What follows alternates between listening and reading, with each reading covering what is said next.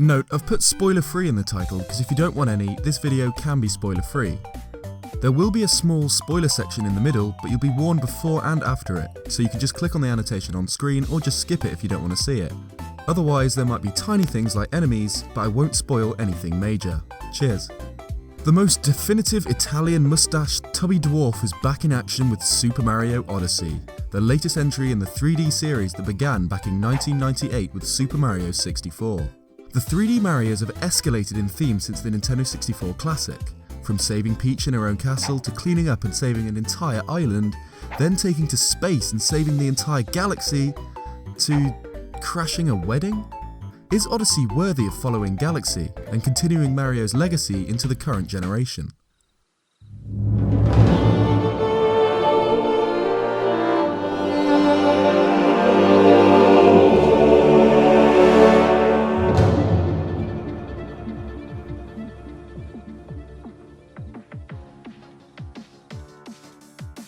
Alright, first off, I need to give a thank you to Nintendo UK for providing me with an early review copy of this game. Considering the issues with Nintendo of America and their review copies for Odyssey, I was really lucky to be one of the few to get one. And since I got Odyssey last Thursday, I've played it almost non-stop. Really, that's not exaggerating. 1 week, over 600 moons, and probably somewhere between 35 and 40 hours. It's been fun. I've been a huge fan of 3D Mario games ever since 64, which was pretty much the first game I ever played. I think. I'm not sure. What I do know is that when I was a baby, my parents used to put me in my cot and just play Super Mario 64, which is probably why the music's so nostalgic for me. Then I played it growing up, beat it when I was 8, which I still count as one of my greatest life achievements. Yeah, I haven't had a very interesting life. Then came Sunshine, which I got for one of my birthdays, drew pictures of as a kid, and just straight up loved. Except the Sandbird. That thing can die in a fire. I didn't even find out some people hated it until I was much older, and I still don't really care. Sunshine's my jam. Galaxy was next, which came at a time when I was pretty out of touch with the Mario series and gaming in general, which meant it was a huge surprise to me when my little brother bought it, and I actually absolutely loved it, and the sequel almost as much. And now we have Odyssey. I'm 20 and at university. Can it live up to a whole childhood of playing Mario games? 20 years of nostalgia? Is Odyssey good enough to follow up these games? Yep, it's great. Oh, Odyssey's amazing. Despite a really nostalgic childhood with countless days spent playing the 3D Mario series, I love Odyssey just as much as the classics. Nintendo really have captured, get it, what was special about them and brought it into 2017, so let's break the game down into categories and see what I think. I've broken the game down into Mario's controls, levels, music, visuals, story, which I'll include the spoiler section in, replayability, and fun factor. So let's get into it with how the little round man himself controls. How Mario controls is pivotal to how good a 3D Mario is, even more so than other third-person adventures like Zelda because of the precise platforming the Italian is famous for. So it's a good thing that in Odyssey, Mario controls the best he ever has, in any Mario game ever. Yeah. You know how in Sunshine Mario has Flood, the glorified sentient water gun jetpack that I always thought looked weirdly like Pingu? This gives him a load of new ways to attack and move, such as a jetpack, rocket, a simple ranged attack and a turbo sprint. This is probably the most diverse Mario set of moves has been in a 3D Mario to date. He may have had more in 64 with the punches and kicks, and a cutesy spin in Galaxy, but Sunshine really opened up and reinvented the classic Mario arsenal. The reason I'm mentioning Flood is that I think in a way Cappy's really similar. Cappy's Mario's new companion, a sentient hat that teams up with you to stop Bowser wedding Peach, and to rescue his love interest, Tiara. When Mario has Cappy, not only can he perform his standard moves, long jump, triple jump, backflip, etc., but also a huge amount of new Cappy-specific moves such as throwing and bouncing off his hat, and using Cappy as a projectile in a multitude of different ways, but also literally possess the vast majority of enemies you encounter in the game.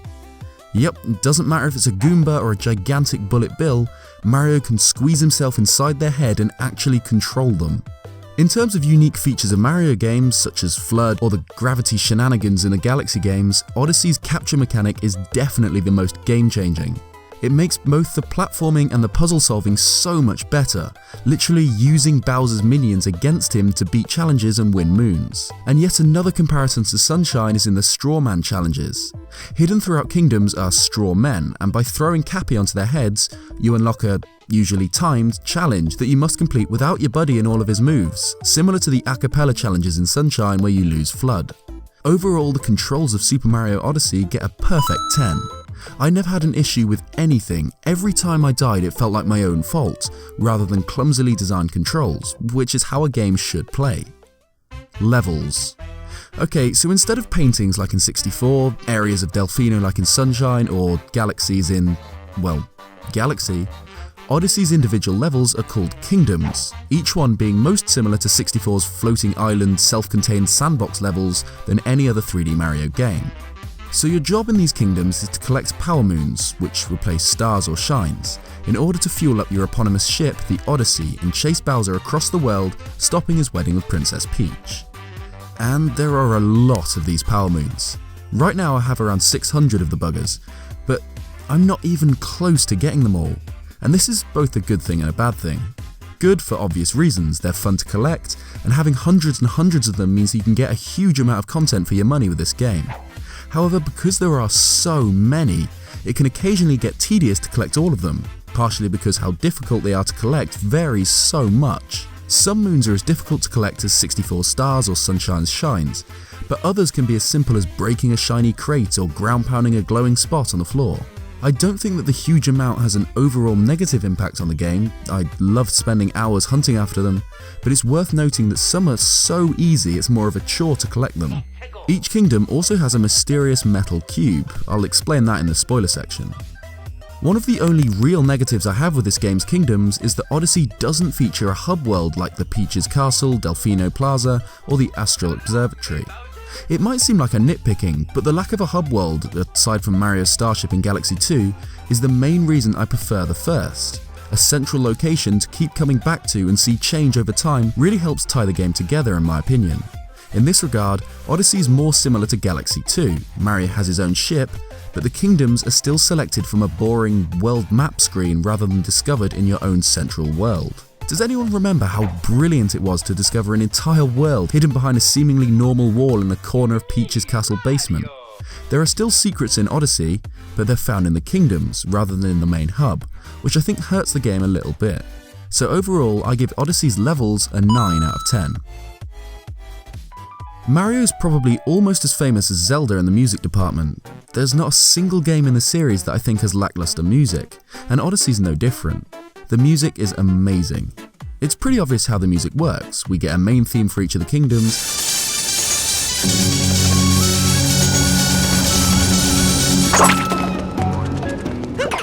though this main theme changes depending on whereabouts you are in the kingdom, such as if you're really high up, the music will give way to just the sound of the wind.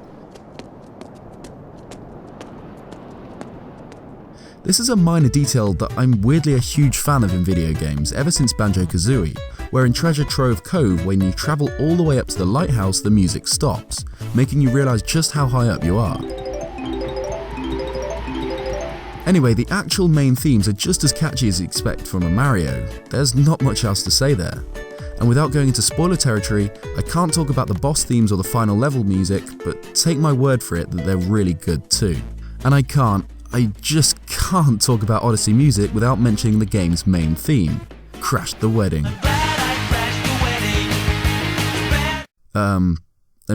Jump Up Superstar. Yeah.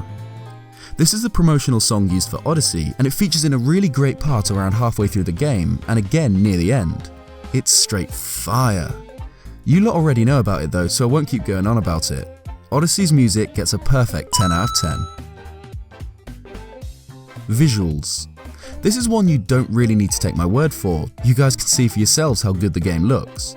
It's funny, remember a few years ago all those Mario in Unreal Engine, Mario in Unity, etc. videos that were popping up on YouTube?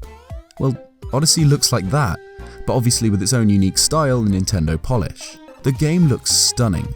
The only downside I actually have is really quite nitpicky, that it just weirds me out to see Mario next to properly proportioned humans. I mean, it's weird enough seeing him next to Peach, who looks kind of normal compared to Mario with his huge hands and massive head. But Mario next to real humans? I don't know, dude, it just seems kind of weird. Anyway, that aside, Mario Odyssey looks beautiful. 10 out of 10 on the visuals. Story and spoilers. Okay, like with the Breath of the Wild review, I'm going to give you a really obnoxious, obvious spoiler warning. So, here goes. Spoiler warning, this is the spoiler part of the video. Swear to God, anyone complains about spoilers, you're getting banned from the channel and hunted down by dogs. Okay, now that's out of the way, we can talk about the game's storyline and the spoiler content. So I'll start with the story, which, I'll say real quick, isn't great. But then again, it's a 3D Mario game, what did you expect? Bowser kidnaps Peach and Cappy's friend Tiara in order to wed her. Mario and Cappy team up, chase Bowser across the world as he gathers things such as a ring and flowers for the wedding from each kingdom, then finally to the moon in order to crash it. I mean, Breath of the Wild's lackluster story is a genuine thing that negates the experience of the game because Zelda games are usually quite story-oriented. But a fun story like this in a Mario game? It's no problem. Everyone knows Mario's about the gameplay, the platforming, the exploring, not the story. What about the final boss and post-game, you ask? Surely they count, even if the story doesn't? Well, yeah, they do. And luckily, they're both amazing. The final boss involves crashing Bowser's wedding and fighting him in a final battle underground on the moon. When you beat him, the caves start to collapse, so you literally possess Bowser and play as him on a lengthy escape sequence. Amazing. I think Galaxy pretty much nailed the quote-unquote epic final battle theme started in 64, whereas Odyssey follows in Sunshine's veins of a more creative fight. But thank God, Odyssey's doesn't suck like Sunshine's. I mean, I love the game, but damn, the final fight's lame. Never kill a man when he's in a hot tub, Mario, that's just low. Odyssey's is fun and unique, just like the game itself. Then, even after you've beaten Bowser, the game's not over. Not by half. You remember I mentioned those metal cubes? Well, they're moon rocks, and by throwing Cappy at them after you've defeated Bowser, each kingdom gets a huge amount of additional moons. Even on top of the already massive amount per world, these moonrock moons often almost double the amount in each world. So the final boss in Bowser actually just means you're around halfway through. And that's not all. Beating Bowser unlocks the dark side of the moon, a kingdom full of pretty brutal levels and a gauntlet boss fight against all of the Broodals and then Mecha Broodal with no healing. Jeez. And then, once you've scraped your way to the massive total of 500 moons, you unlock the darker side. I was originally a little disappointed in the unoriginal Final Kingdom, but holy hell, this is a really good end to the game. The darker side is a monstrously difficult level with like 7 or 8 individual sections calling back to each kingdom with no checkpoints at all. Yeah, screw up at the end, you're back at the start. And that's not even counting all of the endgame secrets such as the Mushroom Kingdom and Yoshi where he was in Mario 64. A beautiful end to a beautiful game. Actually, I take that back. This level's worse than the damn Sandbird. There we go, spoiler section over. The game's story and the spoiler content gets a 9 out of 10. Replayability. It's a Mario game. It's obviously replayable. But no, seriously, Odyssey's just as replayable as any Mario I've played. There are so many moons that you'll never remember all of them, so chances are each time you play it through you'll still have to hunt for and work out how to collect a fair few of them. Of course, Odyssey isn't as replayable in my opinion as a game like Breath of the Wild, since although the levels are open sandboxes, the game itself is more linear. You need to take on the kingdoms near enough in a set order, and there are still limited ways to collect each moon. I mean, I'm a little burnt out at the moment from a week of solidly playing Odyssey, but there's no doubt in my mind that I'll replay it quite soon, just because of how much fun I had when playing it. For replayability, I give the game a 9 out of 10. And finally, the fun factor. If you couldn't tell from what I already said, this game's fun. Like, really fun. The most fun I've definitely had with a video game since Breath of the Wild, and even then parts of Odyssey had me thinking that it could be more so. I mean, obviously Breath is more of an adventure epic and Mario a cartoony fun box, but even compared to previous Marios, Odyssey knows exactly what it is, and this makes it all more enjoyable. Yeah, Galaxy had a lot of surprisingly epic moments for a Mario game, such as the climactic final battle, but you won't really find that as much in Odyssey. It doesn't take itself as seriously as the Galaxy games, but this, in my opinion, makes it all the more fun. I give the fun factor a straight 10, no question. To sum up, Odyssey really is the blockbuster 3D Mario I've been waiting for years. And of course, I'll probably never be as nostalgic for Odyssey as I am for 64 or Sunshine, my childhood games, but it's definitely just as good, if not even better. Actually, screw that. Hell yeah, it's better. Odyssey is the best 3D Mario game in terms of the amount of content, world diversity, how fun it is, and to top it off, it's absolutely stunning. Mario Odyssey, in my opinion, gets a 9.5 out of 10, which is the same score I gave Breath of the Wild. I still prefer the Zelda title, and I think it's the best game on Switch, but that's because open world adventure games are my favourite genre. Objectively, Odyssey deserves nothing less than the same astounding score. It's an absolutely incredible game. Now on the Switch we have a nearly perfect Mario Kart, 3D Mario and Zelda game. Soon we'll have Metroid Prime and hopefully Smash Bros too. If this isn't the strongest main series Nintendo lineup since perhaps the GameCube, I don't know what is. Thanks for watching this video. A like on it would really help, and if you haven't already, please consider subscribing for more. Thanks to Qmu for the music, please check his channel out for awesome remixes. Cheers guys, and I'll see you next time.